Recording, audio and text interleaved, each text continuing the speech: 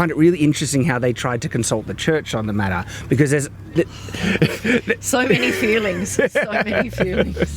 There are multiple times in which the religious organisation of the time wanted or tried to give their own input as to guide people into behaving the way that they felt was appropriate. And one of the kind of takeaways that I've found in looking at other examples is that, of course people who wanted to be pious and religious would try and obey it, but to think that that meant everyone did wasn't the case at all. Like, for instance, the church at one point, the common myth is that they tried to outlaw crossbows. And it's actually, if you read the full thing, they tried to outlaw ranged weapons. They were just as scathing about bows, and it's because crossbows and bows were actually resulting in far more casualties in warfare. To my understanding, basically no one listened to it because they still use them in warfare. There were a lot of times that the church was trying to instill certain practices, and just because it's an interesting point of comparison. Another kind of thing is the books of chivalry of the time.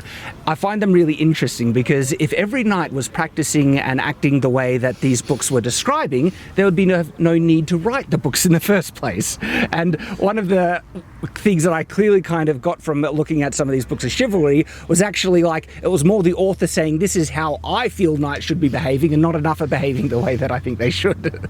Well, a lot of the advice for women again was like, this is how we would like you, dear wife, to behave. Do these things and follow these guidelines, and you will be well thought of. And incidentally, once I die and you remarried, I'll be well thought of through a reflection of you. It's like, okay, thank you. Probably. So there was a lot of, do the right thing, be seen to do the right thing. And in public, you might be seen doing the right thing. But once you're at home, whether you actually subscribe to those things or did those things is another thing. But you certainly may not have admitted to them. I'm remembering some of the things that you mentioned in our other video about, certain practices that were seen as not appropriate, but the actual books that told you not to do this might have been the very thing that informed people that was interesting. Please do not do exactly these things. Here are the amounts you'll need and how to prepare them. And don't do this. So, people were people. And when it comes to trying to make yourself look appealing, people are going to do that. And even if there's like certain rules, again, it depends, because of course there were very pious people who would follow the letter as far as they could, but then there's kind of just the practical reality of how people behave. It was a different society.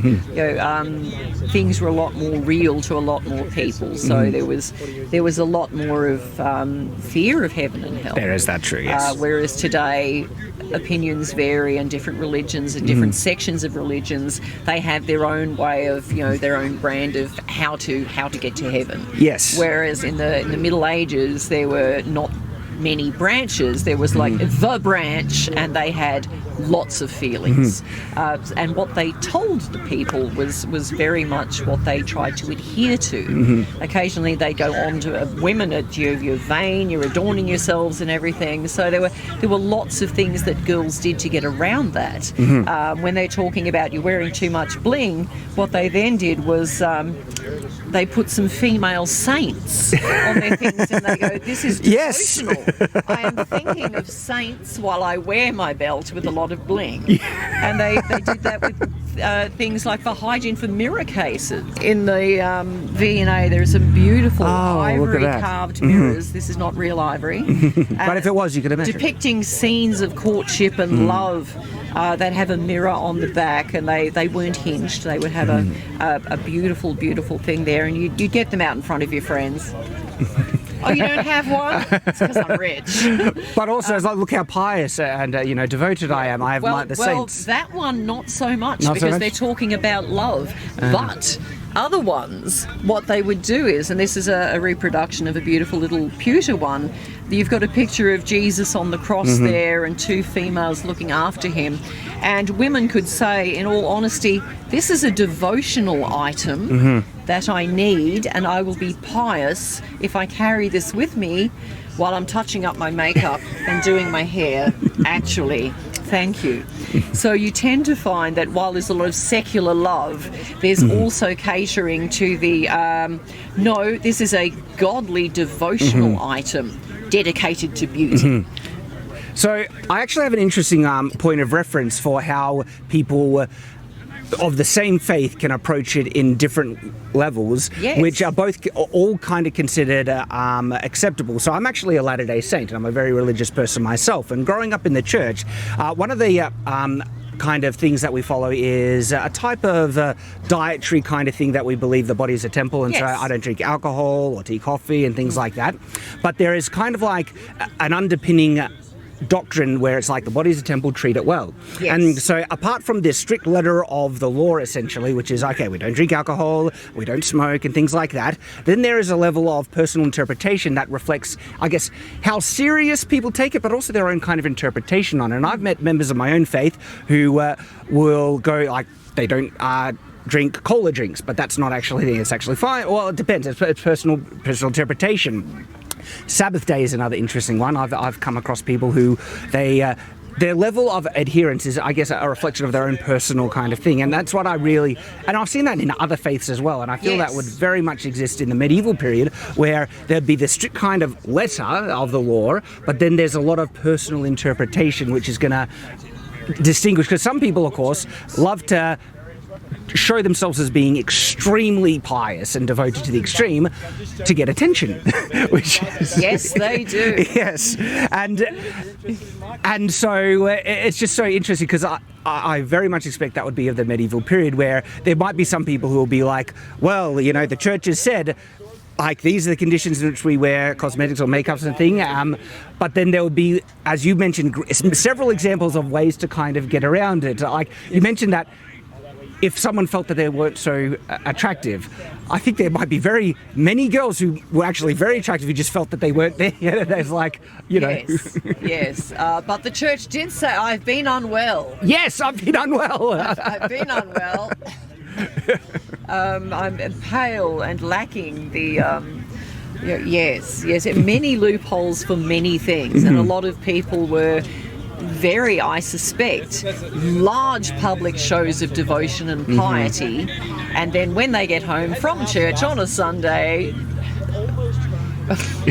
well, a modern comparison is the Karens who go to the coffee shop after church. You see this often in certain countries. There's complaints that these lovely church people then go and hassle the girls who are serving them coffee at the afterwards. It's like they're going, oh, you shouldn't be working on the Sunday, and it's like, well, here you are. And they don't leave tips, they leave Bible tracts, and it's like I still need to eat. Yes, yes. You know, I appreciate that you're telling me I shouldn't be working on a Sunday, but you are literally forcing me to work on a Sunday by coming here. Yes. So it's a bit of a mixed bag, and yet you have other people who are they prepare everything the day before because, you know, the holy day is a day of rest, and they go, no, we don't cook today. You know, everything was pre-prepared the day before. We just heat it up in the microwave, but we believe that you shouldn't be cooking and cleaning and doing lots of those things. It's a day of rest for everyone, not just everyone except the Exactly. So there's a lot of interpretation. That's exactly what I was going to say, because you have people who like take it very seriously, but then people who still take it seriously but have an interpretation that you could consider as a bit more flexible, but they actually feel they're being 100% devout, and they're not trying to skirt their own, you know, faith or anything like that, but they just view it differently. Like, it depends as well, like, because the scriptures are an interesting thing, especially the Bible. Not everyone had access to the Bible, and that was one of the things where they got their kind of interpretation of the religious text from the leaders of the time. They relied on what they were told. Exactly, because the whole Sabbath day is an interesting one, because there's a lot of area you can have a discussion about that, where the Saviour was questioned about working on the Sabbath, and he said, my Father worketh on this day, and so I work. But not necessarily everyone would know of those verses to try and find the position or the interpretation they felt was most correct. Yes, and in the same way the medieval church had access to a lot of texts and scripts, and they chose the ones that they were particularly fond of and spoke loudly about those. It was only learned people who could then say, just a minute, what about? And this is Martin Luther. This is why they had so many people who would take things to the church, like, should women wear cosmetics? Should they do this? Is this a sin?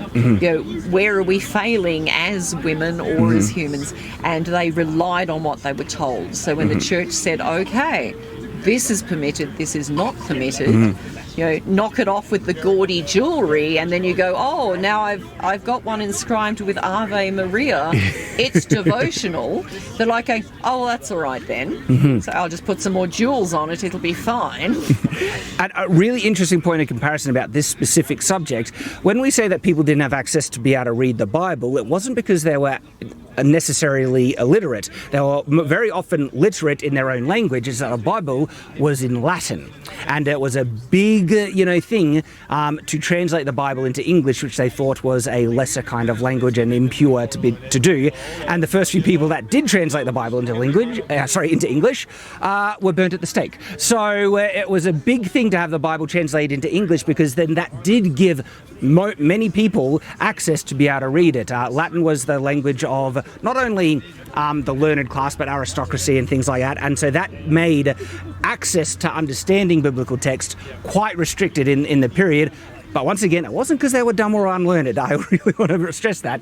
It was because of the language barrier, not the education barrier. Yes, rich ladies might be very keen book readers. They'd be reading their trashy romances, their legends Poetry, of Arthur and Lancelot, and those morality things. But they also had beautiful, lavishly illustrated Book of Hours. So they had things. They would have the Lord's Prayer, their Paternoster. They'd have the Ave Maria. They'd have the simple prayers for things that they needed to pray in their own chapel with. The rest of it would be provided by their chaplain, who often lived there.